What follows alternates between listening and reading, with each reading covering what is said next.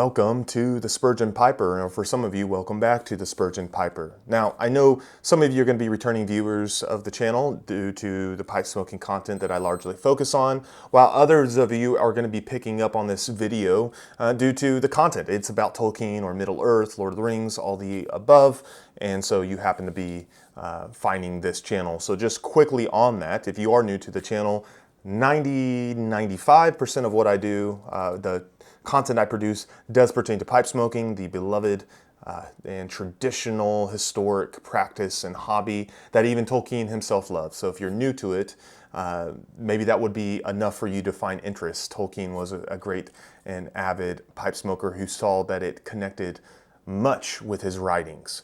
But going on with this series that's going to begin with this video, we're going to be covering Dr. Austin Freeman's Tolkien Dogmatics. I did announce I was going to be covering this book some weeks ago, and so finally we're getting into it. But what's going to be the focus of this series, and how is it going to work? Frankly, I'm just going to read chapter by chapter, going through it, adding my own commentary, much like or insights, much like you would in a typical book study. So if you have this book, excellent. And if you don't, well, you can sit back and listen and get insight onto this book, and hopefully it will entice you, if you haven't, it'll entice you to buy the book yourself. And I would say, I'm not going to be smoking a pipe in this channel, but it would be a good one to sit back and smoke a pipe too.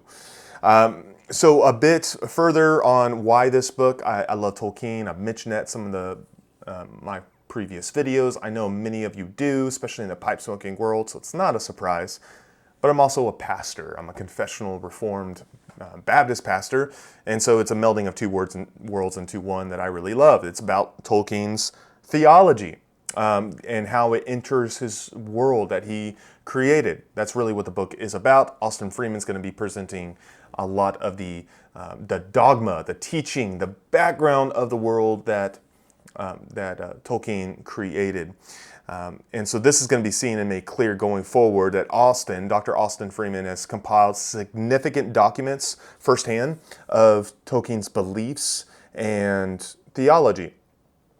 So this isn't I want to get more into this later in the book. This isn't a pre-modern deconstruction of Middle-earth and what does it mean to you. It's more of what was the purpose behind the formation of Tolkien's work. So we're going to be going chapter by chapter, as I mentioned, through this. I'll add my commentary, and we'll just unpack it as we go. So we begin with the Prolegomena before the first chapter, or before chapter 1, pertaining to God, or yes, God, chapter 1. By the way, Prolegomena really just involves first remarks. Introductory remarks or first things. You often see that title used in theological treatises, especially in the confessional or even the confessional Reformed world, or even previously in the more the Catholic world as well. But it's kind of the foundation of what's to come. This is first introductory statements. And so that's where we're going to begin. I'll be highlighting certain things, aspects of the book as we go forward in unpacking this. Dr. Austin Freeman notes up front that Tolkien had a theology as everyone does. So a study of God or understanding of God. And that is something to grasp. We all do. Frankly, even the atheist, the non-believer, the non-Christian, what have you, has a theology. Whatever that may pertain to, whether it's false or true, wherever route that takes them, they have a theology. He points that out. Tolkien had a way of looking at the world and God, and it manifests in his writings, even in his fiction writings, according to his own admission. So that's something that will be developed going forward, how it does enter into his world. Tolkien is somewhat of a self-conscious about expressing theological opinions. While he appears to hold to his views firmly, he does not do so publicly. So, contrary to maybe one of his good friends and colleagues, C.S. Lewis, certainly well known, I'm sure, to many of you for the Chronicles of Narnia and many excellent books, theological books that he wrote, The Great Divorce, Till We All Have Faces. He even wrote his outer space space trilogy as well, so you may be familiar with all those. C.S. Lewis was more pronounced and outspoken about his faith. And he wrote, even though he didn't have necessarily a theological training background. Contrary, Tolkien didn't. He was a bit more reserved in that. That's something Austin Freeman points out. However, even though it's in the background, he never expressly states it quite often. In fact, his daughter even mentions that in a writing that he never really spoke. Priscilla is her name, by the way, and this is on page 2 if you're following along. She notes and writes that her father never really outwardly spoke about religion, but it was certainly seen in his storytelling. So something to keep note of. And Tolkien's, and on top of that, Tolkien's theology, as she alludes to, and certainly is going to be seen throughout this book, Tolkien's theology is not a background feature to his life. So that's something to make note of. Dr. Austin Freeman comments that the significant aspects of his work, or what influenced his work the most, was, I quote, his birth in 1892, an experience of a pre-industrial age, and more importantly, his Christianity. So he goes on to say this, and not because he seeks to preserve Middle Earth from Christian influence, is why he famously asserts, "The Lord of the Rings is of course a fundamentally religious and Catholic work. Unconsciously so at first, but consciously in the revision." So in other words, going on with Dr. Freeman, we should look for Christian theology not in the explicit elements of the tales. After all, they are set in a pre-Christian world, but in the deep structure of the story, in its metaphysics, its ethics, and in the shape of its plot. So you're not going to see outwardly, you're not going to see verbatim or explicit Christian themes possibly. You know, for instance, comparing back to Tolkien, the obvious allusion of Christ, Jesus Christ, to Aslan. It's pretty obvious. C.S. Lewis makes it really clear in his writings. That it may not be so clear in Tolkien's. He's not so explicit. However, it's certainly embedded and is a foundation of the world he creates, his Christian worldview, and it does become more apparent as his writings go on. But here he states Tolkien interpreters fall in 2 categories. So going through page 3 through verse 4, he gets into the monstrance and the critics. He notes most come to Tolkien's writings and they interpret it in 2 ways. He says, on one hand, there are those who see Tolkien's fiction only a thin apology for Catholicism, in which the teachings of the church take center stage and other literary concerns take a back seat. So in that mindset, Tolkien's writings are putting Catholicism, his Roman Catholic faith, up in forefront of everything that he writes. On the other hand, and this is probably what we're most used to, this is probably certainly the predominant approach of our day. He says there are those of the critical school who, perhaps in reaction to the overzealous appropriation of Tolkien by the monstrance camp, or perhaps out of a personal distaste of Christianity, seek to downplay the religious strands of Tolkien's thoughts.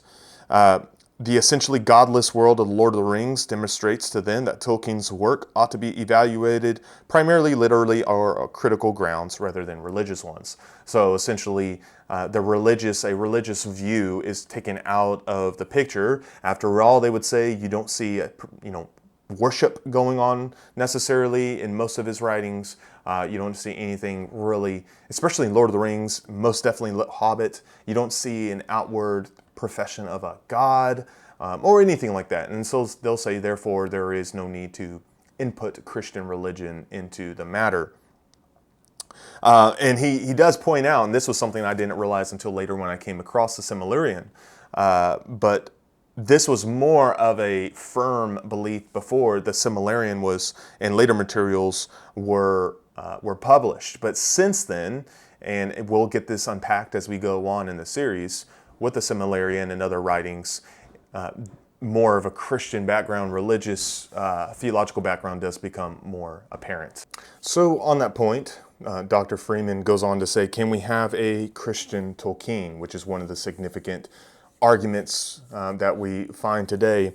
And he says on page 5, the legitimacy of an appeal to Tolkien's Christianity as a significant element in his fiction is often contested. And he goes on to say, well, this question is moot, is largely moot. He says, I am, after all, not talking about the legendarium as an isolated fact, but about the man. The emphasis here is on Tolkien as a theologian, not on Middle-earth. This is a distinct from offering yet another reading of Christian themes in The Lord of the Rings. So one thing to keep in mind going forward, this book is not a unpacking of the theology of Middle-earth. There are a number of books that do that. This is an unpacking of Tolkien's theology itself, of himself. I think this is quite unique. I would want to say it may be the only one so far that's truly has set apart to do this, as far as a book. So that is something to keep in mind here. This is not arguing for Christian themes per se out of the legendarium, though that's going to come across, of course, in unpacking Tolkien's theology. But it's mostly unpacking Tolkien's theology primarily. That is the focus of Dr. Freeman's book here. He goes on to say, Tolkien's characters live in a world that is chronologically pre-Christian, but metaphysically Christian. That is, he has subcreated a fictional world in which Jesus Christ will one day become incarnate. That is something that was new to my understanding, as I'm not, even though I read a number of his main books in the Legendarium, I was not aware of that was the mindset. This is in his worldview, creation, this is a pre-Christian world. This is before Abraham, Isaac, and Jacob of Genesis and the start of the Christian scriptures. This is a world that begins before the promise of Genesis 3:15 and the promises of redemption and things like that. And so metaphysically, it is Christian. The Christian themes, the Christian worldview, and understanding of the natural world from a Christian perspective is embedded in his theology or in the world he creates. But it is pre-Christian as stated here. Going on, he says Middle Earth has a natural theology determined by the truths of grace. And he theorizes, someone else, a man named Testy, Testy remarks that Tolkien's use of nature and grace within Middle-earth reflects his commitment to theology. So I didn't bring that up earlier, but he does comment about Claudio Testi in 2013 produced an essay where he argues and brings about the arguments for a non-Christian legendarium and a pro-Christian legendarium. The arguments about what's there or how should we approach it. And he comes down to this conclusion of Tolkien's theology. So that gets into an important note when it comes to interpretation. How should the Middle Earth be interpreted? And he touches on this beginning of page 7. He talks about the problem of interpretation. He says, what of the issue of interpreting the meaning of a text, or even worse, the author's intention of a text? Can it be known, and does it matter? And again, getting back to some comments earlier, he says for a certain group of readers, what matters is what readers and committees of readers do with the text. So this is the pre-modern approach. This is what does Middle Earth mean for us today, or what does it mean to you? Take for an example, I'm certain many of you who are familiar with Tolkien writings and to the modern approach to Tolkien's writings and world formation. There's the allusion to Sam and Frodo having a homosexual relationship, right? Because of the love that is seen between them. And that is certainly a postmodern view of Tolkien's world. It's approaching the matter not according to the original author's intentions, but it's according to your intentions and your viewpoints. It's reading into the text what's not really there, because that was not Tolkien's intentions by no means. So he does touch on this, and he says we must distinguish between narrator and author, between what is true in Middle Earth and what is true in the primary world. So most certainly we must, even though we're going to rely a lot on what Tolkien writes, we must make a distinction between Tolkien's personal beliefs and the world and the beliefs of the world he creates. He says, despite the fact that Middle Earth was intended by Tolkien to be our own Earth in the distant and mythical past, The metaphysical apparatus that Tolkien created does not therefore completely correspond with what Tolkien believed about primary reality. So, of course, there's going to be distinctions between Tolkien's world that he creates and his personal worldviews. And there being demigods or other deities, right? And there we see some more of the old Saxon or Norse beliefs coming into the picture. We'll get more into that as the book goes on. But there's going to be different world-forming foundations that are going to be distinct from the Christian worldview. So that's something to keep in mind. But with that said, Tolkien sees his work, his fiction, as intrinsically theological. As the author says on page 10, it's an echo of divine creation. So even though there's going to be aspects that are non-Christian, right, not based on a Christian worldview per se, overall, as a whole, there's an echo of divine creation. He quotes Clyde S. Kilby on page 10, and he says, Clyde does, "When I raised the question of motive, Professor Tolkien said simply, 'I am a Christian, and of course what I write will be from that essential viewpoint.'" So again, we have, even from the author himself, we have this understanding that he is approaching and creating his worldview from a Christian worldview viewpoint. And after all, you think of most writings from those who get into even fiction, their presuppositions are going to form their world. Consider, for an example, H.P. Lovecraft.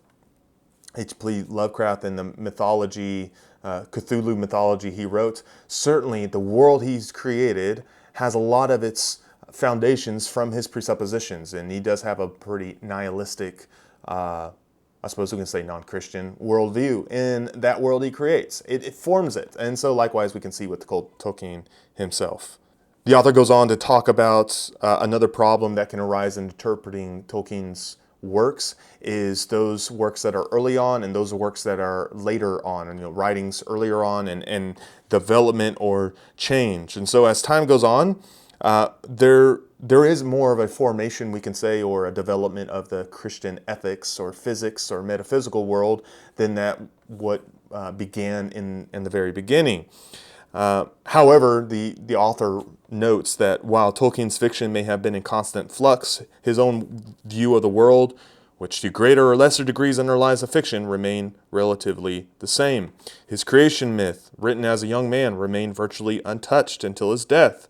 The idea that there can be no overarching consistency or unity at all is ill-founded. So there will be those who say, well, there is no overarching worldview.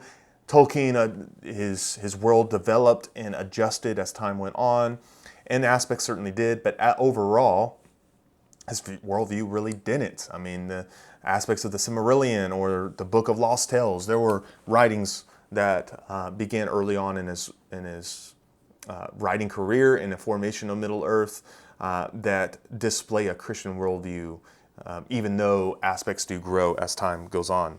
But how does Middle-earth compare to the Magisterium, or more specifically, because that's a title on page 11, how does Tolkien's theology that we do see or we read, whether it's in the Legendarium or it's in other writings, does it hold up to the Roman Catholic teaching? On top of page 12, Austin Freeman says, he never made any indication that he intended to depart from the doctrines and creeds of the church. So in what sense can Tolkien have a theology distinct from, say, the theology outlined in the Catechism or in the papal encyclical? So that gets into question, is this writings, is this theology on par, or is it according to the standards and confession of the Roman Catholic Church that he submitted to? And overall, I think we can say yes. Now, there are certain boundaries and contours that he stayed in, but there are aspects where he explored beyond what was verbatim or dogma in Catholic teaching. And this is going to be similar to even C.S. Lewis or others. There are certain aspects of the Christian faith we must hold to that Tolkien certainly did. Doctrines on God overall, and creation and sin and things like that. The core of the Christian faith. But there's going to be other areas where he explores and he goes beyond where there isn't a dogma, a specific teaching of the church itself. And then it's important to note, as he does, Tolkien never attempted to set out a systematic theology. And to read him as a systematic theology, to pick apart everything he does, would be a distortion of his writings. It would be to misunderstand him. As was mentioned earlier in the beginning of this chapter, Tolkien was not expressly or explicit in setting down his theological views. And so we wouldn't want to read his views in that regard as a systematic theology. What we have here instead, what the book is doing, is outlining, it's an orderly presentation of Tolkien's published thoughts on various theological subjects. That's the intention of the book. It's not saying this is the verbatim, explicit, systematic theology of Tolkien. It's pulling from his various sources, or what we can tell are his views on various matters concerning God and creation and sin and man and so on. So that gets into the scope and the use of this book, beginning on page 13. Dr. Austin Freeman wants us to understand the purpose of the book, what is the intentions. He says on 14, this book is about Tolkien's theology, that is about what Tolkien wrote regarding God, Jesus Christ, the church, and other points that directly relate to God's relationship to the world. It does not claim, this book does not claim, The Lord of the Rings or any of the work in the Legendarium is a Christian text, though it does claim that Tolkien's theology is apparent and many times even explicit in them. We already touched on this before. This book is not an unpacking of theological themes of the Lord of the Rings itself, even though it's going to pull from the Legendarium and all the works in the Legendarium, Children of Hurin to The Hobbit and things like that, if they are in those works. But largely it's unpacking Tolkien's theology, not the theology of Middle-earth itself. He does go on to say, this book can be used as a reference work or consulted at will on specific subjects. Each chapter and section, by its nature, covers pretty much exhaustively any citations in Tolkien's writings to that particular subject, and so it can act as a jumping off point for further research on any element of Tolkien's theology.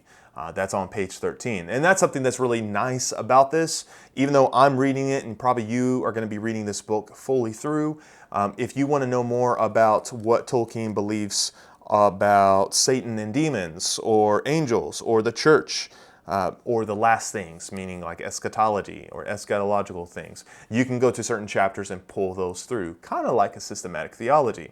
In fact, I'm going to be likely using this even in my sermons and my preaching with my church. Here soon I'm going to be going through the book of Genesis, and I am pretty confident I will, just for application, not necessarily unpacking the meaning of Genesis, but for application, I'll be looking at some of the writings and understandings and viewpoints and things like that from Tolkien, just to assist in giving us, again, application of Genesis and his looking at his view of creation itself. So methodology going forward, how did Austin Freeman, how did he approach Tolkien's theology? How did he gain or gather all of his materials and writings together to form this book? He says, I give more weight, this is bottom of 15 if you're following along, I give more weight to Tolkien's nonfiction, and especially to his letters, than to his fiction. I allow the non-fictional writings to shape and interpret the fictional, especially the letters receive the pride of place. That makes sense, because when you want to get verbatim or explicit what Tolkien believes, you want to go to those things that are nonfiction, to the explicit writings. That's what he's usually going to depend on, especially the letters of Tolkien, the Leaf by Nigel. So that is one of the few fiction writings that he's going to rely heavily on, and it's because it's intensely autobiographical, and it thus merits to read it as such. That's one thing that's going to be coming up more often in the rest of the book is Leaf by Nigel. Not sure if you're familiar with it. It's something I need to read fully through. I have not yet. He's going to give more weight to later works than earlier works, just because of how Tolkien develops his viewpoints and develops his formation of the world. And then one of the last things he's going to use is if he's wanting to form or see how Tolkien's theology is formed itself, he's going to pin on some other Roman Catholic teachings or theology, especially John Henry Newman, which Tolkien was substantially formed by in his writings. Finally, he says on page 17, this work is meant to be descriptive. I present Tolkien's views by and large without comment or evaluation, save for the exceptions noted above.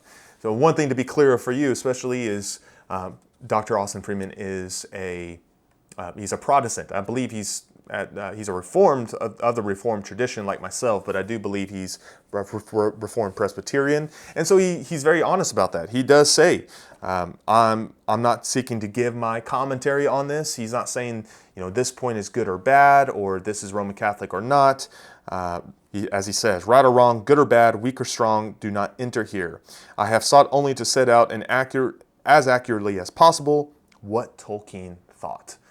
So that's important to keep note of. Of course, we bring our presuppositions into anything, but he's seeking to be faithful and just saying, this is what he believed, this is the sources of what he believed, and not trying to give commentary if he agrees with that or not.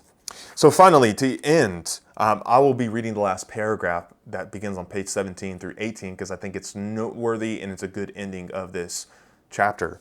He says, such are the preliminary issues we must address. If this task succeeds, then to the long litany of Tolkien's titles, 20th century English Catholic, survivor of 2 world wars, father, Oxford professor, lover of words, medievalist, husband, humorist, author, we shall feel entitled to add one more, theologian. Rather than being an unreflective receiver of Christian tradition, Tolkien absorbed and added to that tradition, becoming an original thinker with things to say in his own right. Tolkien, ever one for ancestry, might now be able to say of those fathers of the faith who preceded him what King Theoden of Rohan said after a battle well fought, in their mighty company I shall not now be ashamed. So I think that's a good ending to the Prolegomena. Tolkien is, for good reason, one that is heralded as a great contributor to literature, especially of the 20th century, but most certainly taking in all of English literature of all time.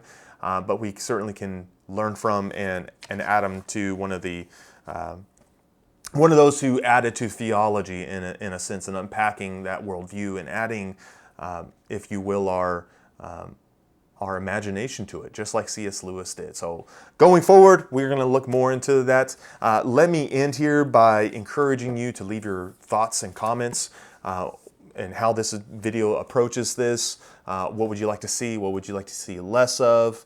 Anything like that. So guys, that's all I have. I hope you continue on with this series, as hopefully next week and every week thereafter I will cover each chapter and we'll do our best to unpack it. Until then, we'll talk to you soon.